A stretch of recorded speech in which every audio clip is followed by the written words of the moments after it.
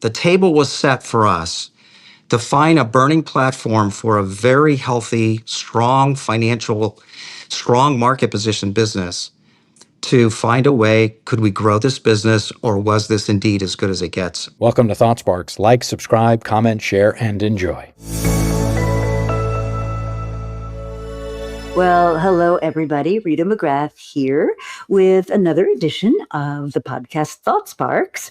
And my guest this week is Victor Grizzle, who is the current CEO and about to become the executive chairman, I believe, of Armstrong Industries, which is not necessarily a household name to those of you who are not in the construction and home building industry, but which has been recognized as a leader by Industry Week, which has had quite an interesting experience. And Victor and I came together before I ever met him because he had read some research that I'd done in a 2012 article that came out of the Harvard Business Review called How the Growth Outliers Do It. And much to my gratification, used the ideas for real and put them to work to transform his company. So Victor, it's a pleasure to meet you. And I'm so pleased you were able to make the time to share some of your story with us. Yeah, it's great to be here with you.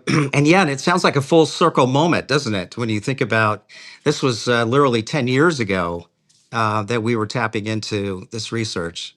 It really goes to show you that, research is relevant for everybody, but not at the same time.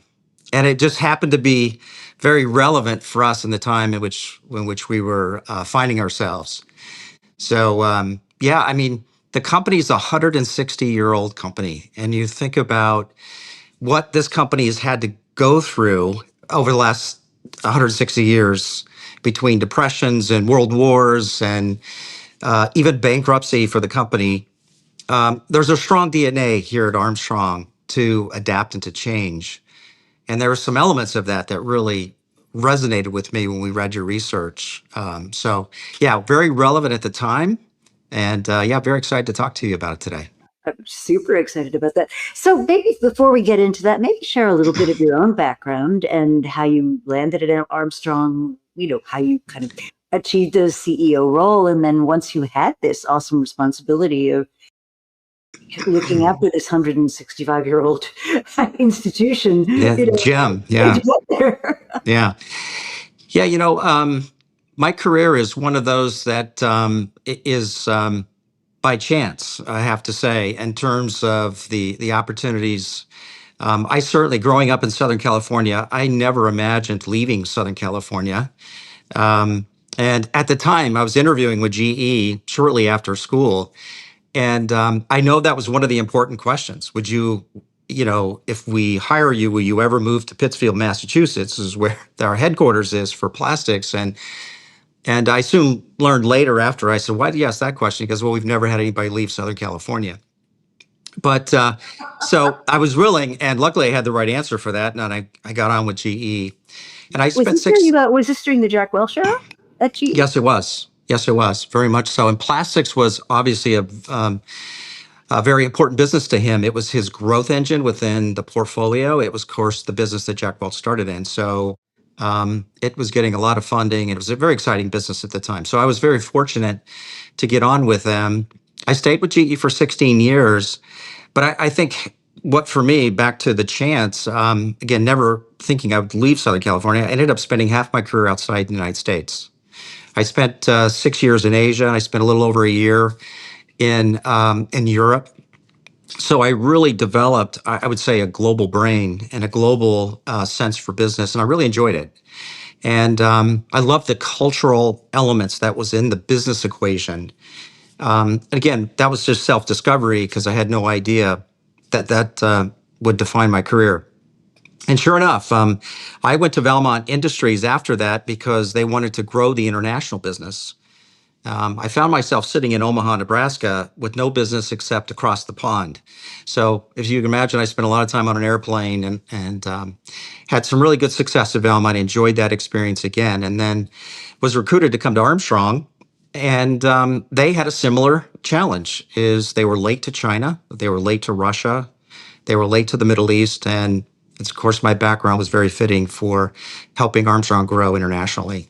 Mm. And that will turn out to be actually very ironic in the sense because I'll be the CEO that will sell the international business once we get to that part of the equation. And so, yeah, a lot of chance, a lot of full circle, a lot of great learnings in there, but very exciting business at Armstrong. And they've had a great journey. So glad to be a part of it. Very exciting. So just to sort of set the stage for our listeners a bit, what the Growth Outliers article did. So this was a chunk of research that I did. And, all these CEOs get up and they talk about, we're going to have 15% growth, blah, blah, blah, blah. And what I was interested in doing was exploring this empirically. So assembled this massive database of every publicly traded company on the planet that had a market capitalization of more than $1 billion over a sustained period of time. And to call it about 7,000 of them. And then I asked a really simple question: how many of them were actually able to drive revenue growth at 5% a year for 10 years in a row? And it turns out there were very few that managed to do that consistently, and 10 to be precise.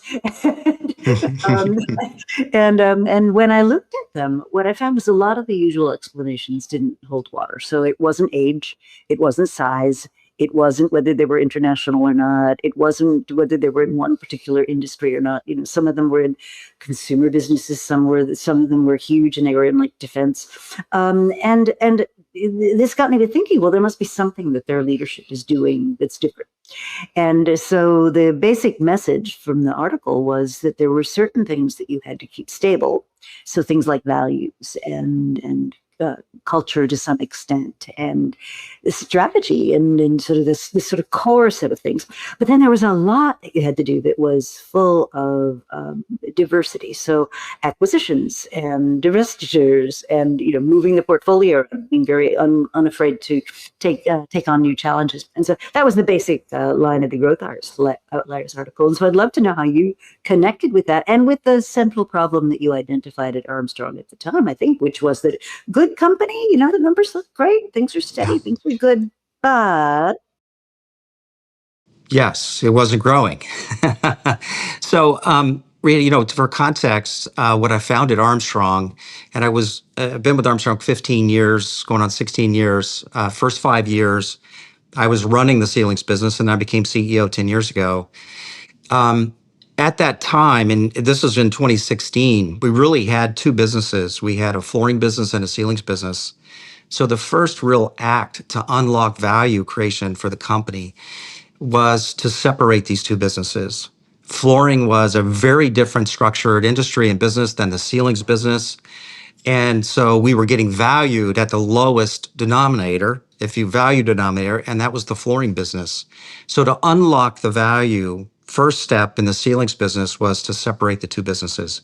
And in 2016, that's what we did. We separated the two businesses. I became the CEO of the ceilings business. And here we are now, a standalone, pure play, global ceilings business. And it wasn't very long that as we're staring at this business and we're saying, how are we going to grow this business? Now that the light is shined on this business, we have this great America's business, but we have this floundering international business, and the world was beginning to change for us. And there was a really important leadership lesson in there for us. See, I was the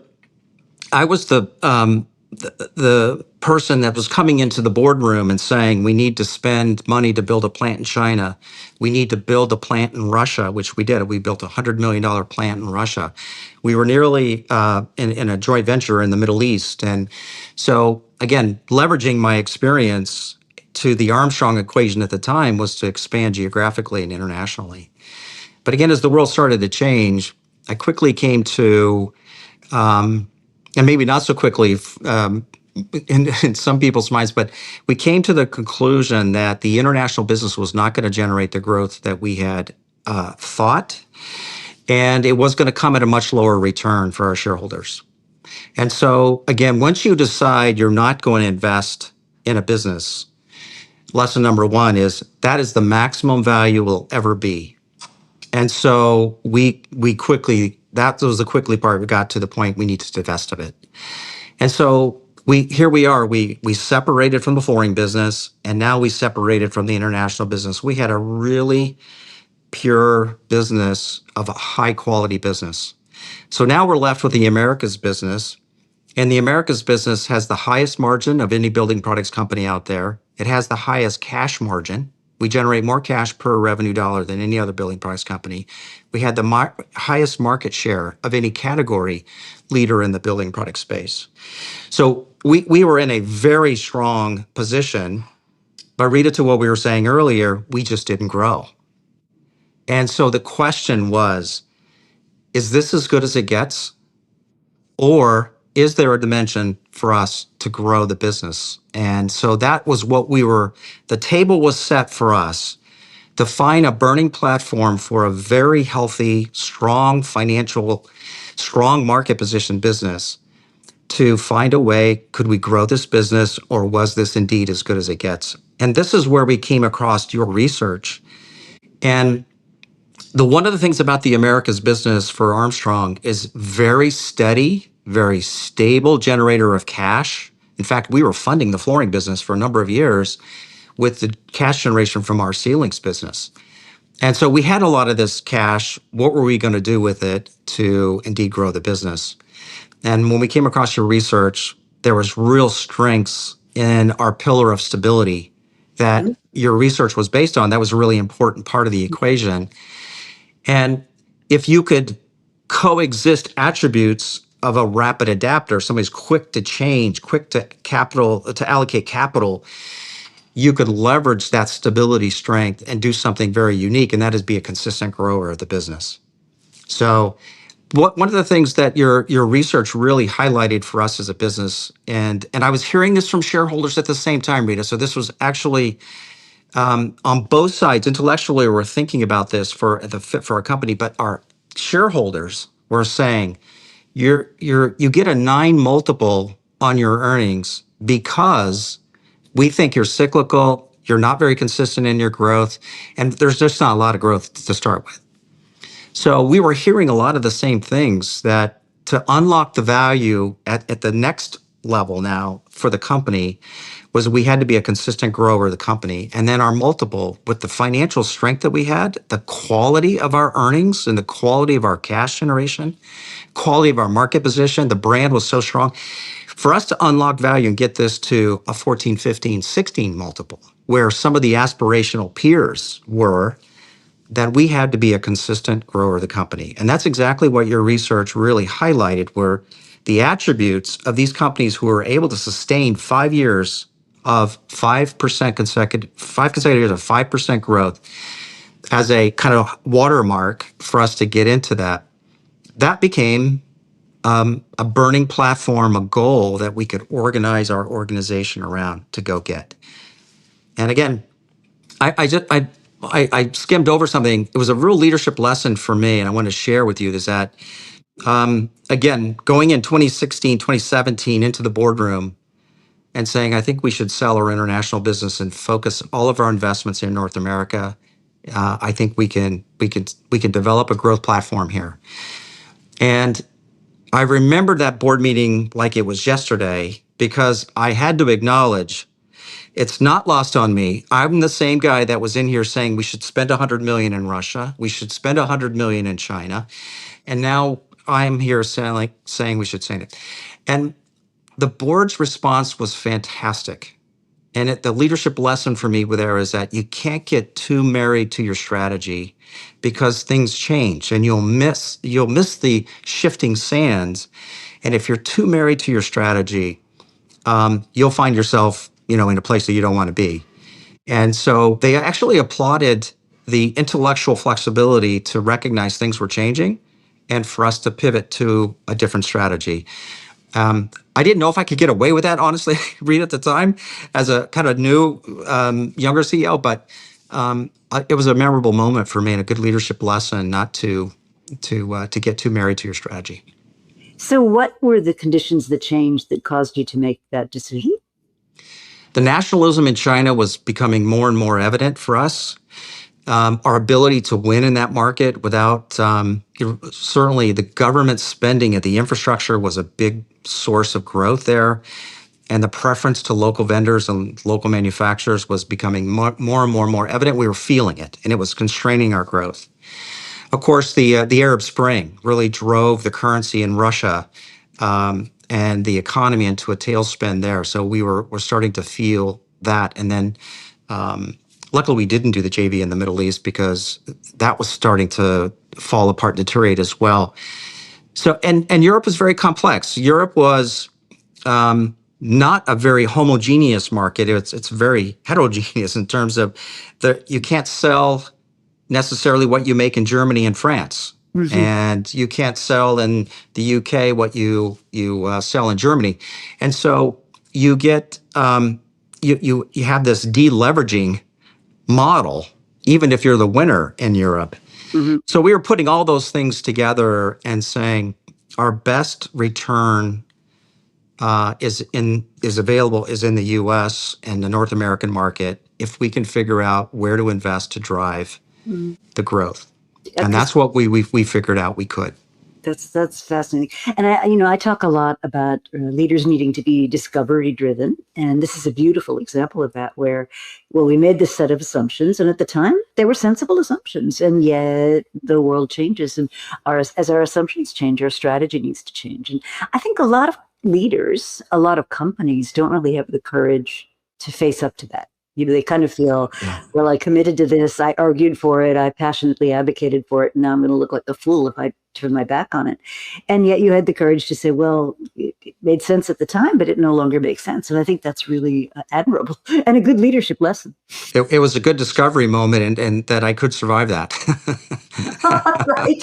But your point is that you can survive that because it's about getting it right. It's not about being right. And so if you can get it right, even if it takes a couple of iterations, and stay focused on it, it's not about you. It's not about you. It's really about getting it right for the company. So clearly along the way, you've had to make a lot of really tough decisions. So acquisitions, divestitures, changing the people around. What was your sort of red thread through making those choices? Because it's not easy. Yeah, and none of these, when you get to the CEO role, a lot of the decisions you have to make are not easy, friendly, happy decisions. They're tough. Yeah, we became really focused on driving this change around growth. Again, we've got this world-class business that doesn't grow. And it hasn't grown for over a decade. So in fact, we were saying our growth is going to come from somewhere else. So we had kind of really taken the pressure off growth. So our biggest challenge, Rita, was once we had got our head around the culture that we wanted to have, the organizational skills that we wanted to have at the company to get to this growth outlier performance was a coexistence of this stability that we had mastered with this ability to be rapid adapters to the changing environments and the changing opportunity set in North America. But it was all change. And every CEO probably faces elements of change that you want to drive in the organization to get to a new destination. So I think some of the tough parts were you have to treat growth as a mindset, not a behavior. If you want the right behaviors at the end of the day, you have to change the minds of the organization, the organizational mindset around growth. So we had an organization that didn't expect to grow, only when the market grew. That was the expectation. So how do we change the mindset around, no, growth is intentional, it's purposeful, and we can drive our own growth irrespective of what the market is doing. And to make people believe that, or not make them, but get them to believe that, it's an intellectual exercise initially, but then you have to get to the heart. Did they really believe it? Then the right behaviors, Rita, will follow that, and we can get then to the coexistence of those attributes that your research talked about. But I think those were the biggest decisions and the hardest challenges for us to do is we were going to go from a company that doesn't grow and didn't expect to grow unless the market gave them the growth to, no, we're going to be purposeful and we're going to drive our own growth. And I'll give you a couple examples so the hardest part to get to in the organization was not my staff. It was the middle managers. So, you know, the dilution effect of communication as it permeates the organization. So I knew that that was going to be a big challenge, and I could hear it already, and how people, and I very purposely listen to how people think, not necessarily exactly what they're saying, because a lot of times I like to say to the CEO the right things, right? They want to say the right words. They're actually, you start to hear a lot of your own words back, but you It's amazing how that works, isn't it? yeah, right. So you have to listen to really how they're thinking and how they're behaving and making decisions. And has that changed?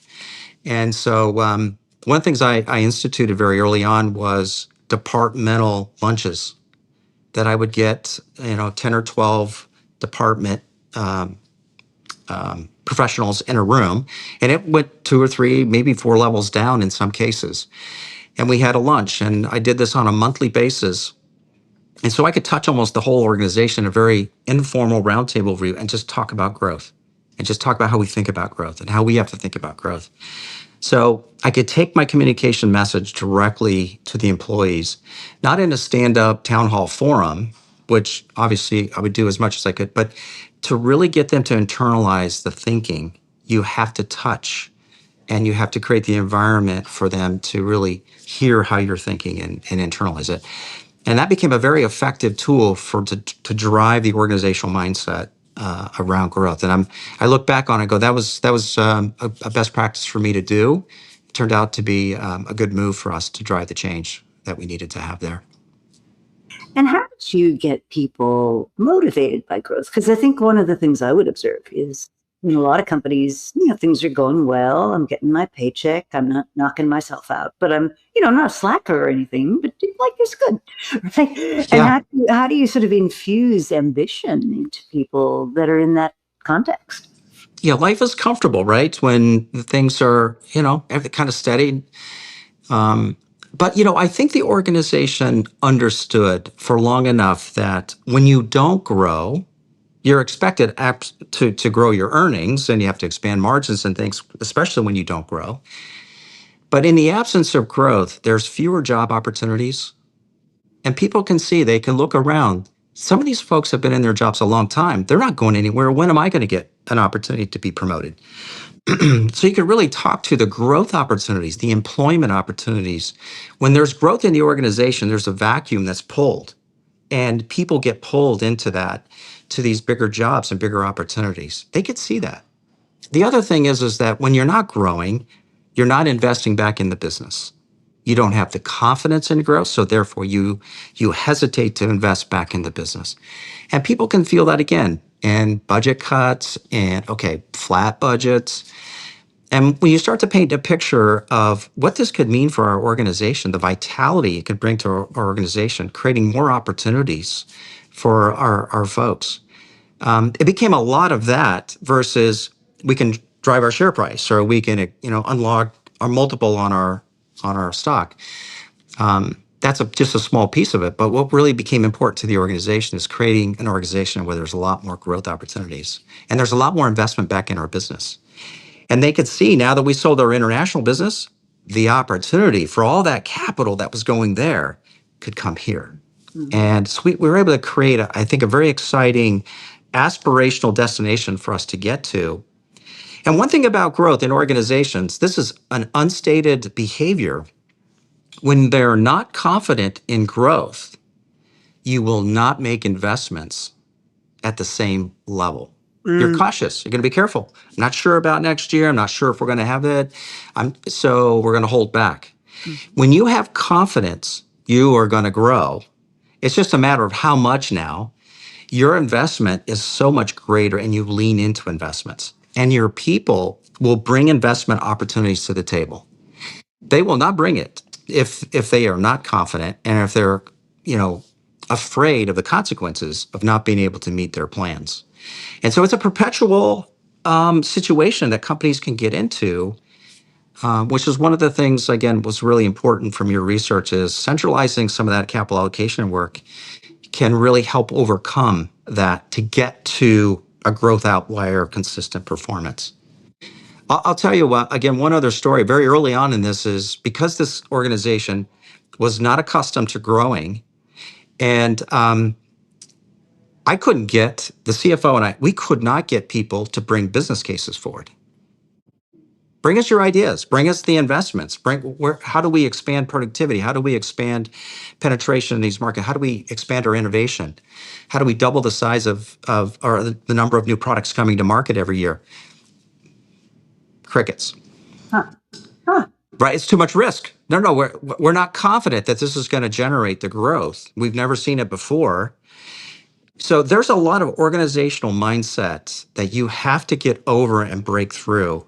Mm-hmm. And today, we're in the organization, we're saying no more than we're saying yes. Huh. And that's exactly where you want to be as a capital allocator, is to be able to pick and choose the best that at the long-term growth strategy make the most sense. So one of the things that I study, as you know, is innovation, and I've always observed that it has sort of three building blocks, if you call it that way. So the first part is getting a flow of ideas, which is great, and everybody thinks that's the problem. It's not the problem. In most organizations, if you give them the right scaffolding, they have more ideas than you could execute in a million years. Agree. But then there's the process of going from this idea. I've got this idea for you, ceilings that make you look thinner, whatever it is. But going from that idea to something you could actually craft and sell to a market, and then once you've landed on something, then accelerating that so it can become part of the core business.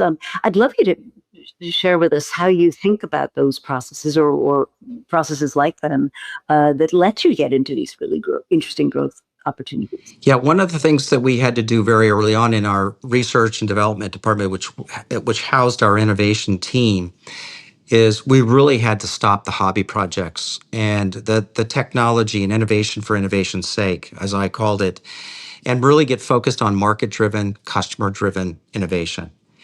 And so we introduced a multi-generational product plan concept at the organization. And this aligned the innovation work to be talking about not only this generation's of product needs, but the next generation of product needs and the next generation of product needs. And it really laser focused our organization around asking questions of the customer, where are you going next? Where are you going next? And when you have an aspirational customer like an architect, they really want to engage in that conversation. They are thinking about, how do I want to be the first to have this attribute or this capability. And so it really streamlined, number one, our innovation effort, and it focused it on the customer and the market, not the product. And that's one of the things that's really important because if you get so product focused, you'll miss the changing needs in the marketplace or even with your customer. You'll make the best product, but it won't matter. So that was a big change for us to do. And then with this multi-generational process, and we reviewed it, with my team, have reviewed it twice a year. It wasn't a once a year thing. We touched base twice a year on how the generational product innovation was tied to market needs and how it was developing. That really drove a level of importance on that and that thinking, and really got us focused on our customer. So that was a really important part of the innovation that I think enabled us to get it right. And our hit rate, because when you measure product vitality now, how much of your sales is coming from new product innovation over the past 5 years, which is our measurement, it went from the mid-teens to 40%. So it tells me we're over the right target, because we've been living over here with a very high miss rate, I'll call it, with our innovation. And now we have this high hit rate in innovation. And that just fosters confidence and more investment back into the business because our hit rate is so high now with our customer base. And again, the power of focus, when we divest of our international business and we could just focus on our North American customer base like never before. And we could, and we did bring twice the number of products to marketplace than we were prior. And our hit rate, measured by our product vitality, was going up. That must have been tough for our competition. I just have to think that, for them to step it up, but also be as good as we are, they just turn into be fast followers, frankly, and really cements our leadership position in the marketplace. So it's an important, it's been an important part of our success, I think, in the market, but also our financial success and our ability to mix up and margin mix up and drive our prices higher in the marketplace. Well, it gives you a lot of leverage. It gives you a lot of maneuvering room as well when you've got that position in the market. So, how did you get people to believe? Because I think everybody talks about innovation. Innovation's good, la la la la la, and then you look at what actually goes on in companies, and it's not that. Yeah. Yeah. So you must have had some set of practices that caused people to go from, hey, I'm going to do the nice, safe, predictable thing and I'm not going to get my hand slapped, to I'm willing to take a risk. The thing about innovation is you don't know at the beginning. If you're truly innovating, you don't know it's going to work. Right. Maybe it will, maybe it won't. So failure is part of the mix. Taking intelligent risks is part of the mix. Being prepared to try stuff. In the article, one of the things I talk about is at Infosys, for example, they were very good at pulling resources out of things that weren't delivering growth, and very good at moving resources very quickly into things that did drive growth. Exactly. One of my favorite quotes was from Sanjay Purohit, who was their head of strategy at the time. And Infosys was very disciplined about measuring on margin and measuring on growth. So like you, they sort of really made that part of their pillars of how they were going to operate. And Sanjay would say to me things like, well, I'd have a product manager call me and say, I think I've got 3 more people than I need. Can you reassign them? Can you imagine a big hierarchy where somebody volunteers? Few words have never been spoken. Yeah. Yeah, I think you have to take failure mode out of the equation, right? We started with fail fast. Let's do some sprints. And again, this was really, I think, inspired by some of your research to, make some small bets and learn from that, and then either double down or pivot and go somewhere else. We installed that mindset, and nobody's going to get shot here, right? Failure is not going to result in somebody getting shot here. So let's fail fast and then move on. And then we that evolved to be more, let's learn fast. So we took fail totally out of the equation, which was important. But seriously, I think you have to take that out, the consequence of that out. Otherwise, people will stay in the safe zone and not push the edge. And again, the best opportunity is when you do have a failure and you can really trump it. That was a failure. We learned from that. We didn't get that one right. And here, look at, we're pivoting and we're going to this one. And the organization can see that there wasn't a consequence, that so-and-so's project didn't go forward. And I think those are the opportunities to really drive the belief that we can take some risk here and we're going to be just fine. And I think today we have an organization that's taking risk, and the people are surviving, and we're not hitting them all, but people are surviving, and we're taking more and more risks. And the thing that I think is important there is, and I think you implicitly do this, there's really a distinction between what my colleague Amy Edmondson calls basic failures, which is just somebody, did a shortcut, didn't follow the procedures, messed up. You don't want to reward those. And then there's the big complex failures. These are the really high consequence ones. And you want to be super diligent about not, airplanes should stay in the air, right? They should not do anything but that. And then there's the category I think you're talking about, which are intelligent failures, which is the only way we're going to learn is go through this and practice and see what's on the other side, see what we can do. And I think as a leader, that's such a skill to be able to give people the confidence and the trust, that they can actually try something out and they're not going to get punished if it doesn't go exactly the way we thought. And this whole framework of learning, I think, is so important. Yeah, the focus on the process and keeping it from being personal is a really important skill set for leaders. I think a lot of leaders have that skill, but it's important in the face of failure to maintain that discipline, that it is really about, what was missed and what process step did we miss, and it keeps it out of the personal of you. Why didn't you?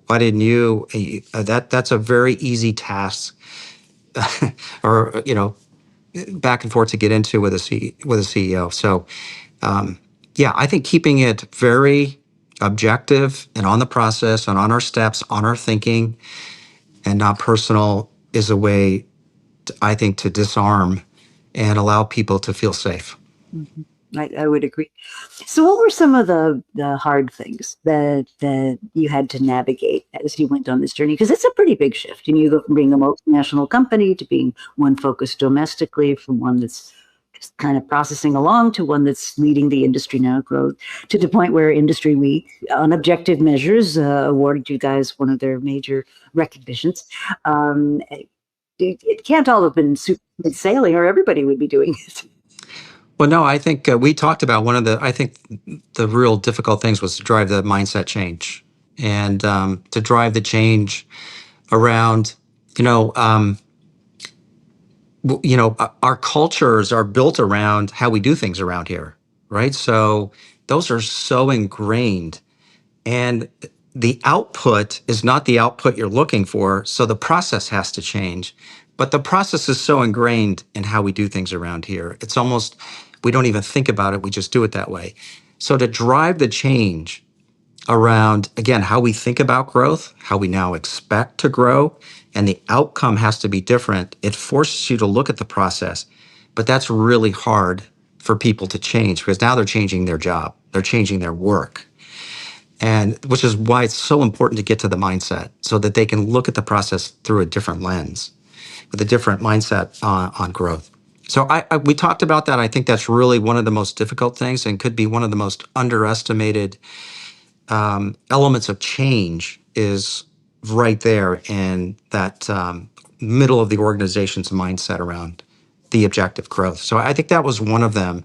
But the other, as you know, one of the dimensions for us to grow in this North American market was to bolt on these entrepreneurial companies in our architectural specialty category, where we had a very relatively small share position, but we had a huge right to win there. But it was a very fragmented industry. So our strategy was, let's bolt on the capabilities that are already out there onto this Armstrong platform. Now, the trick to that, and gets to one of the difficult things, is so the objective could be, hey, we could get some of that entrepreneurial rapid adapter type DNA to infuse with our Armstrong core stability. And this is a way for us to accelerate the DNA and the coexistence of the DNA. The trick is, how does the big company not squash the little company so that never happens? And if you don't watch it very carefully, it will naturally happen. It's a self-protecting mechanism, I think, inside organizations for the core to protect itself. And so that was really, that took some very purposeful communication and injection of myself and my leadership team to make sure that we were in on that and making sure that we were driving the organizational change, a mindset change around that.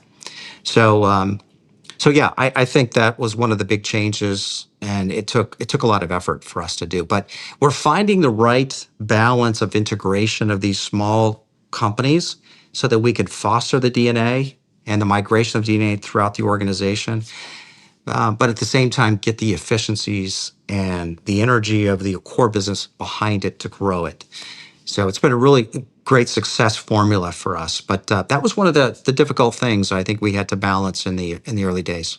And did you use your time? Did you have special meetings? Did you have escalation clauses when the core tried to snuff out the new ones? What activities did you do to make that happen? Because I agree with you. It's the growth outliers all had this where they would bring in these small acquisitions. Like they didn't do great big giant merger of equal Transformational. Mm-hmm. a lot Mm-hmm. of bolt-on acquisitions. But then Yeah. somebody had to really do what you've done, which is not let them get crushed.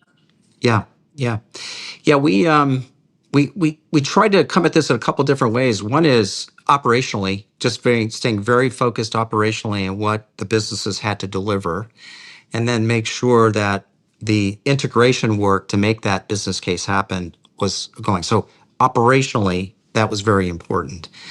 But also traveling and going and meeting these sites. I personally, again, this was a small companies, and so I could have easily not participated in some of those smaller companies, but we had an objective here to make sure that we didn't snuff out that DNA and we were populating it. And then from a human resources standpoint, we were able to start to pull talent from those smaller acquisitions and put them on the core side. And so we started pollinating the organization and vice versa, taking our mineral fiber people, our core business, over into the architectural specialty side. And boy, does that do a lot to bring different thinking and relationships that drives the cross-pollination and communication that you need to maintain that balance. So again, we'll never be balanced with both of those. But as your research says, it's more around the coexistence of those so that you get the right trade-off in the right moment of which one for the best value creation for the company. Well, and I love the idea of them going back and forth. It reminds me of a big transformation that they did at the German metals processor Klockner. And after years of battling it out, trying to get things to happen in Duisburg, which is kind of the Rust Belt of Germany, what their CEO decided to do was set up this little entrepreneurial shop in Berlin.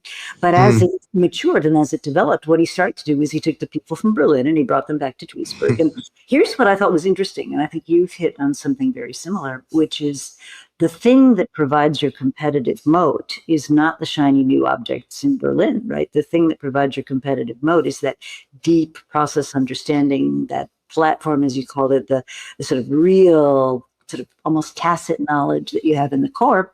And yet that's not what's going to drive growth. So it's like the two really have to work together because the core provides that stability, that knowledge that's really hard to copy. You can't just buy them off the shelf.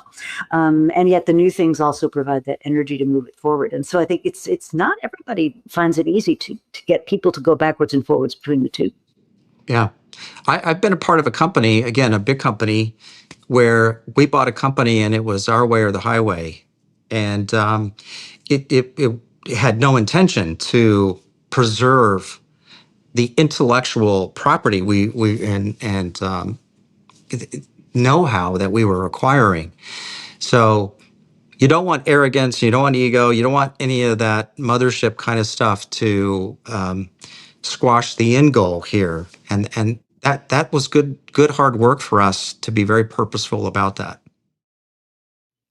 So I'd love to switch gears a little bit and talk about the younger people. So you're at a stage now where you've now moved on from the direct CEO role. You're now in the executive chairman role, and had this fantastic career arc. What's your guidance for younger people looking at this just mess that we've got? Right, we've got AI, we've got remote work still hanging in there. We've got, it's very chaotic for younger people. And I wonder if you have a perspective on what you would suggest to those trying to make their way in this very chaotic world. Yeah, I have 30-something-year-old daughters that we have this conversation. It really is a contrast in how you think about things. It's really a conundrum, I think, in terms of the. But I firmly believe this through the pandemic, and I still believe this through AI, is that the human element is still going to win. And so, however form or shape the human element takes, my encouragement to young people is never underestimate that human element, which comes through connection. It comes through live connection, not just virtual connection. It comes through really good communication. And to remind them, communication is a lot of different facets. It's not just text, or it's not just written. It's body language. We communicate as humans in a lot of different ways. And so never underestimate that, because at the end of the day, that will win. And I think that'll be a differentiator for young people, and I think in their careers, and people who really do want to have more responsibilities and grow in their careers. I think they have an opportunity because of the paradigm that everybody is wrestling with here. They can really be a differentiated performer by focusing on the human element that is getting lost in this generation. Mhm. because of how they communicate today. So I think that's an opportunity for them, and I would encourage young people to do that.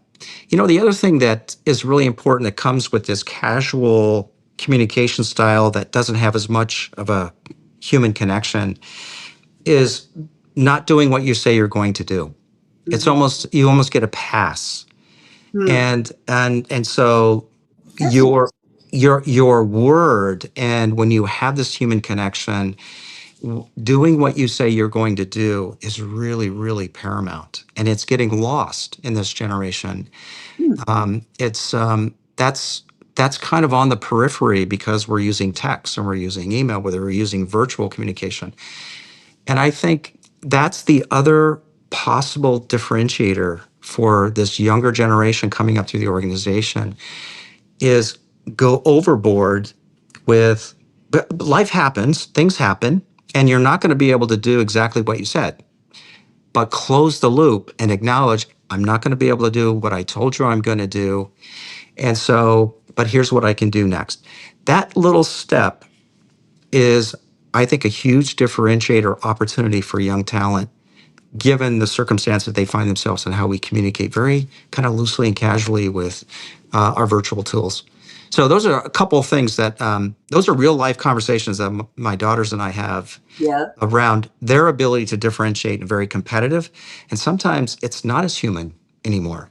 Like the whole job search process is so dehumanized that it's really, in fact, my daughter said, you just have to know somebody that already knows who you are and your character to get a job.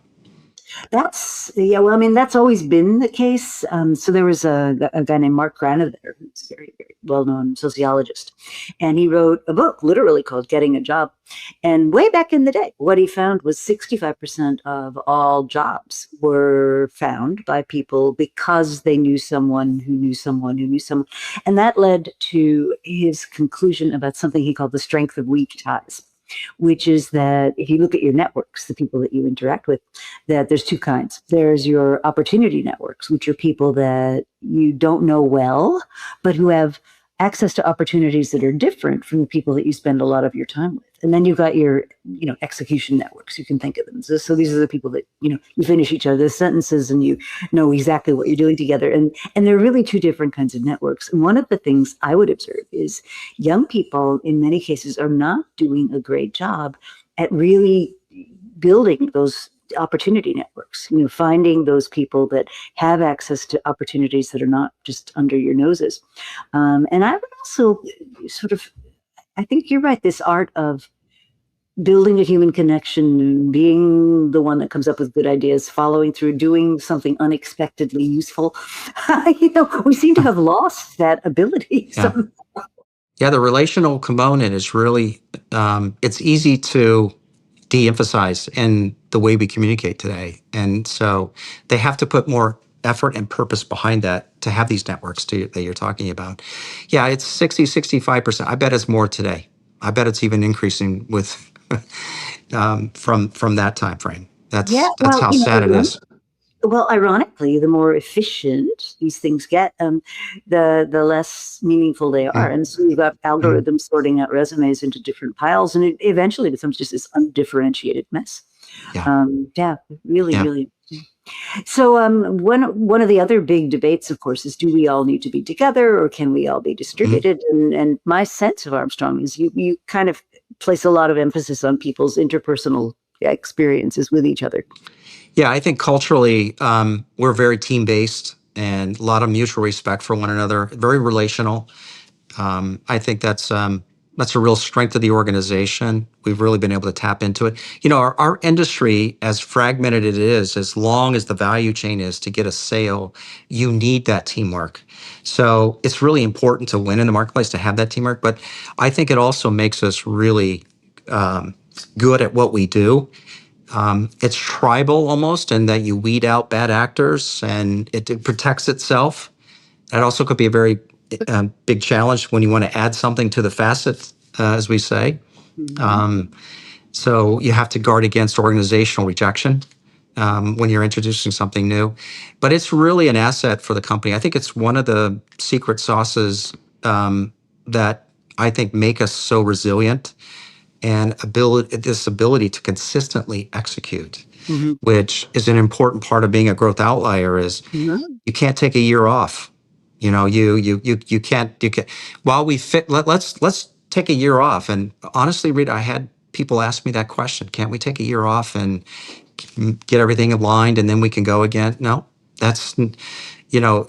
You will never. You'll always have something new to deal with in the next year, and so it's the coexistence of being able to manage those attributes and make those trade-offs every year. So it's a real asset, but it can be a challenge too. Absolutely. So just to kind of reinforce the theme of that piece, and what I love is you're really embodying it, is this coexistence of stability and dynamism that is very hard to pull off. The other thing that make me think of is I think human beings have this thing in their heads, which is like, oh, well, I'm really, really busy now, but in 3 months, I'm going to be, my calendar's going to be clear. I'm going to be able to get to things, this and that. And what you're basically saying is, no, in 3 months, you're going to be just as busy as you are. And what you got to do is figure out how to You'll have integrate. another set of problems. Don't worry. This isn't the end of them. Yeah. Right. Yeah. Right. Yeah. So And the time is now. I think that's wonderful. Well, I really appreciate you taking the time. So what's next for you and the company? Where do you see the company going? One of the things as you know, I'm interested in exploring is, as many aspects of our lives become more digital, how does Armstrong win in a kind of a dematerializing environment where Hmm. a Hmm. lot of what the built physical space is going to be affected by, by things like AI, and how Yeah. design changes and what shifts are possible now with new technologies in architecture and that kind of thing. How do you see yourself guiding the company forward? Yeah. I think, well, first of all, there's a lot of hypothesis out there about how AI will change industries or change our work. So we'll see which one of those play out. I think the most important thing, Rita, for companies, and this will be at Armstrong too, is you stay focused on your purpose and your why as a company. It's the relevance for your business. Why are you able to be in business? And, customers will evolve and customer needs will evolve. They will continue to change. But if you stay focused on your purpose and why you're in business, how you meet those customer changing needs and how well you do it with a competitive advantage, that will continue to evolve and you'll be able to evolve. This is why being market and customer focused is so important for companies versus product focused, because that product could go away.